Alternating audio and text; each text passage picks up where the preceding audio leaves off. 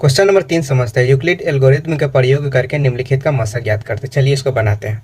Euclid algorithm के प्रयोग करके इसका मसा निकालना। तो यूक्लिड एल्गोरिथम का प्रयोग करना यानी कि फार्मूला लगाना। तो कौन सा फार्मूला लगाएंगे? तो ए बराबर बी क्यू प्लस आर वाला फार्मूला, जहाँ आर का मान कितना होता है? आर का मान होता है 0 से बड़ा और 0 के बराबर और बी से हमेशा छोटा होता है। तो इसमें से हम देखेंगे कि ए किसको मानेंगे। तो ए जो होता है सबसे बड़ा वाला जो नंबर होता है वो ये होता है। तो 1540 यहाँ पे हमारा क्या हो जाएगा? 1540 ए हो जाएगा। और बी कौन सा होगा? 252। ठीक, बी हो जाएगा हमारा 252। अब यहाँ पे क्या प्रोसेस होता है कि 252 में हम कितना से गुना करेंगे कि इतना आ जाएगा।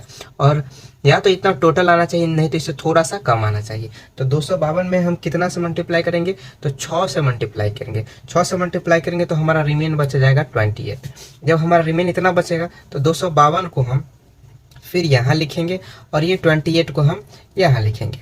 अब 28 में हम कितना से गुना करेंगे कि 252 आ जाएगा। तो 28 में हम 9 से गुना करेंगे तो हमारा 252 एग्जैक्ट आ जाएगा और रिमेन बचेगा 0। तो हमारा जैसे ही रिमेन 0 बचेगा तो यहाँ वाला हमारा आंसर हो जाता है। तो हम क्या लिखेंगे कि अतः HCF यानी कि मसा 28 है। बस हमारा बन गया आंसर। चलिए अब हम 2 नंबर समझते हैं। 2 नंबर में भी हमारा मसा निकालना है। तो कैसे निकालेंगे? तो हम पहले फार्मूला लगाएंगे ए बराबर बी क्यू प्लस आर, क्योंकि हमारा भाग एल्गोरिथम से बोला था। एल्गोरिथम का फार्मूला होता है ए बराबर बी क्यू प्लस आर। तब इसमें कैसे करेंगे ध्यान से देखिए। तो ए हम बताएं कि सबसे बड़ा वाला होता है ए, तो 38,220 हो जाएगा हमारा ए, और बी हो जाएगा 196। अब यहाँ पे देखेंगे 196 में हम कितना से गुना करें तो इतना आ जाना चाहिए, नहीं तो इससे कम आना चाहिए। तो 196 में हम 195 से मल्टीप्लाई करेंगे तो हमारा 38220 आ जाएगा और रिमेन हमारा बच जाएगा 0। तो जैसे ही जब रिमेन हमारा 0 आता है तो HCF हमारा यह वाला हो जाता है। तो हम लिख देंगे कि अतः मसा बराबर 196 हो गया हमारा आंसर। चलिए अब हम लोग 3 नंबर में चलते हैं। क्वेश्चन नंबर 3 में चलते हैं। तो यहाँ दिया गया है किसका भी हमको मसा निकालना। तो क्या करेंगे? पहले फार्मूला लगाएंगे ए बराबर बी क्यू प्लस आर। ठीक, तो हमारा फार्मूला ए बराबर बी क्यू प्लस आर हो गया। अब क्या करेंगे इसमें?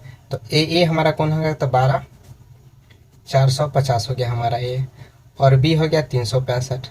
ठीक, अब 365 में हम कितना से गुना करें? या तो इतना आना चाहिए, नहीं तो इससे थोड़ा सा कम आना चाहिए। तो 365 में हम 34 से कितना से 34 से गुना करेंगे तो हमारा रिमेन बच जाएगा 40। रिमेन कितना बचेगा? 40।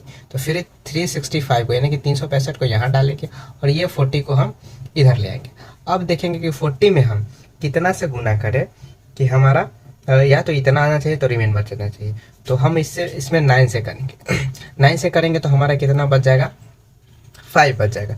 अब यहाँ पे देखिए 40 को हम यहाँ लाएंगे, ये 5 को हम यहाँ लाएंगे। 5 में हम कितना से गुना करेंगे? 40 आ जाए ना, तो इससे कम तो 8 से गुना करेंगे और रिमेन हमारा 0 बच गया। जैसे ही हमारा रिमेन 0 बच गया तो हमारा HCF यानी कि मसा ये हो गया ये। तो हम लिख देंगे अतः मसा बराबर 5 हो गया हमारा आंसर। चलिए